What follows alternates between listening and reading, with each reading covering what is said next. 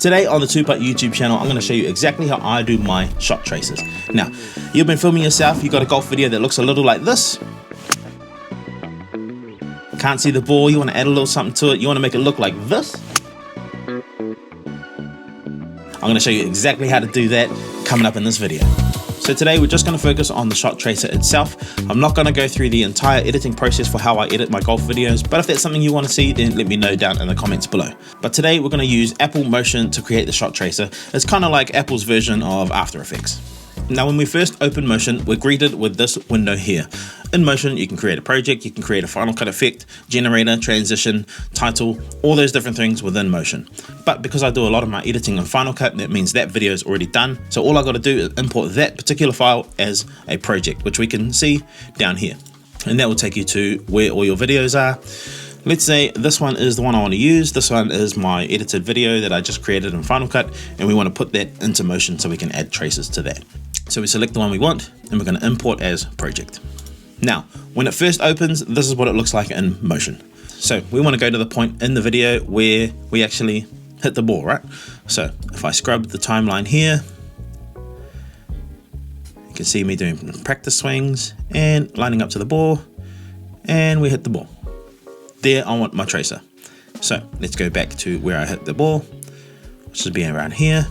And we're going to add this pen tool, Bezier tool. We're going to click on that, and we're going to follow the ball after I hit it, right? So let's click on that, and I'm going to use the arrow keys to move across the timeline and follow that ball. As you can see, ball went up here, keeps going up. There it is there. We're going to make another click. So that way we're creating a line for the tracer to follow the ball, right? Reach the apex there. And now it's starting to come down. You can still see it. If you can't really see it, we can go up to here to fit. This is where you can see how much you want to zoom in. Let's go to 200%. And now we're a little bit more cropped in. As we can see, there's a ball there. Comes down to the tree. And where it lands, right there. And that's where it lands. That's our line the tracer is going to follow. So after we've created that, we're going to push return. And as you can see, so if we zoom back out here, it's created this kind of weird shape. Now, that's not how the tracer is going to look.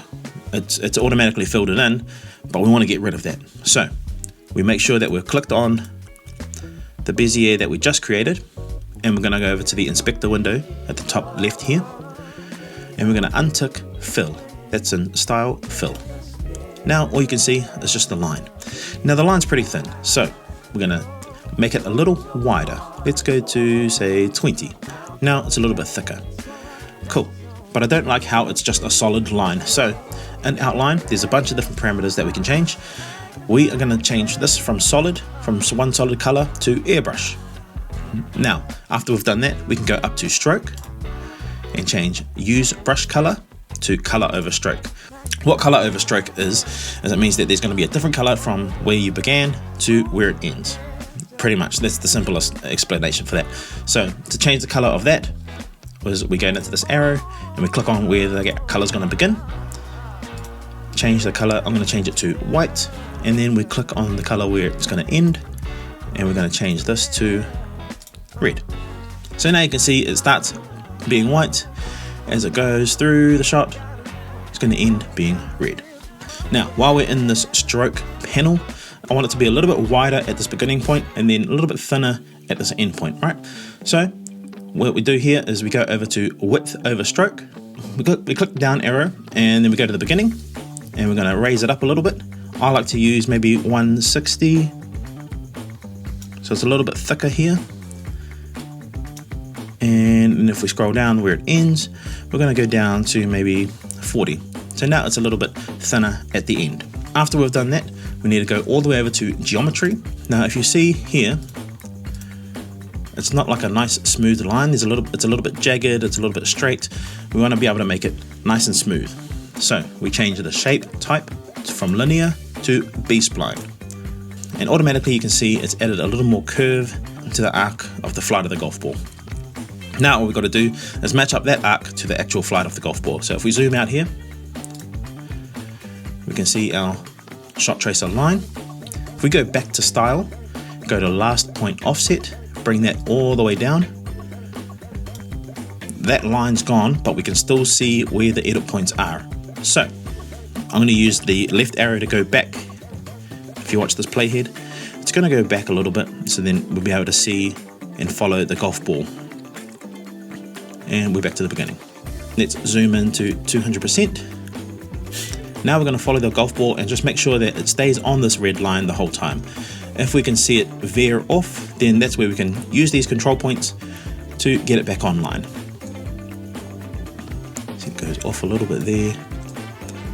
Still on, still on. Oh, and look, it's way off here. So we can bring this control point up to this line. Now the golf ball should fly along the line there. Actually, I think it's a little bit off there. Would you agree? Let's change that. Now it's a bit on. We follow it all the way till it lands. Now, as you can see, we've successfully followed the flight of the golf ball. All we've got to do now is animate the tracer line. So if we zoom back out, click on the Bezier line that we just created. It's going to bring up the edit points here. If you don't see this, if you don't see the red line and it's say looks a little bit like that, and you can't see the edit points, that means you got to come over to this arrow here, select edit points. So this is what you want to see. If you can't see that, this is where you go to change it, edit points. Now to create the tracer line, all we've got to do is add a keyframe to the last point offset. Let's do that. So if we put the playhead at the beginning where it's going to impact the ball, you don't want it before, you don't want it after, you want it at impact position. Otherwise it's going to throw out the animation. So let's zoom in, make sure that we're going to put it at the right point. Yep, there it is. We're going to add a keyframe using this diamond plus button here. Click on that. And now all we've got to do is follow where the ball is on that line. Now if I use the arrow keys to move this playhead along, we're going to see, okay, there's the ball there. So we move this along to meet the ball. Now we're starting to animate the line. Push the arrow again. Now we can see the ball's traveled to there. So let's have that line meet the ball. And again, have that line meet the ball. Scroll up. Again, have the line meet the ball, and so on. And we do that all the way till the ball lands. So let's do that.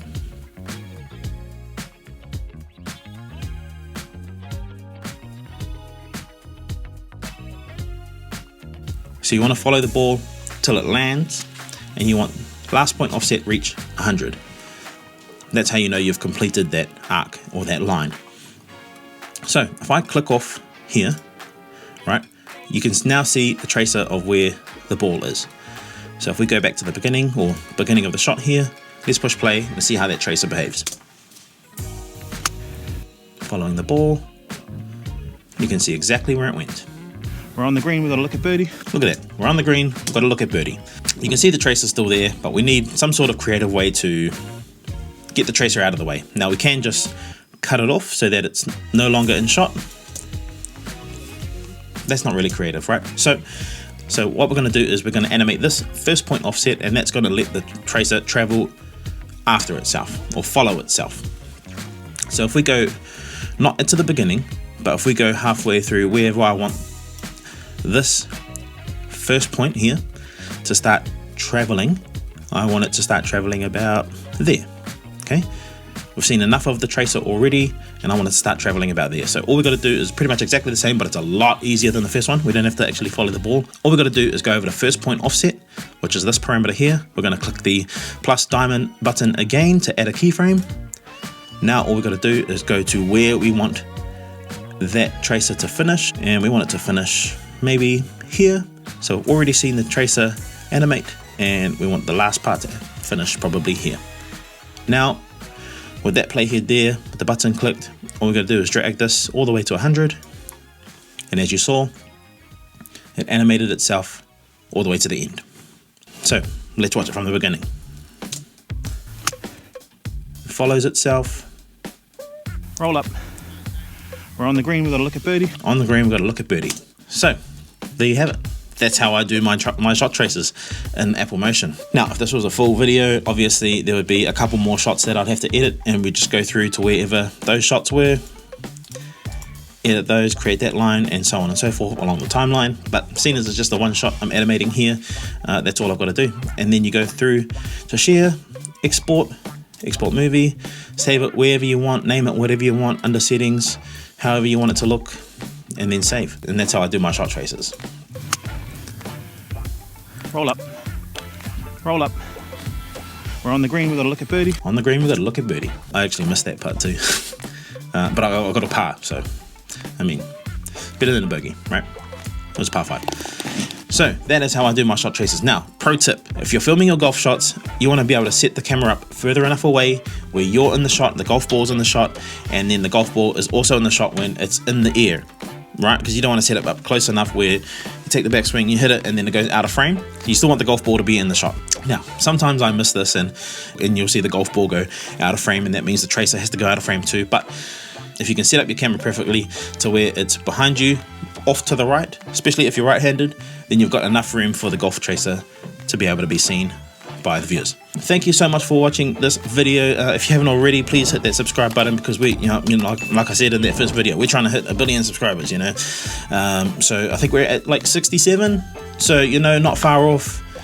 But stay tuned for the next one, because we've got a few ideas that I think you guys will like. So hit that subscribe button, like, comment, all that stuff, and we'll see you in the next video.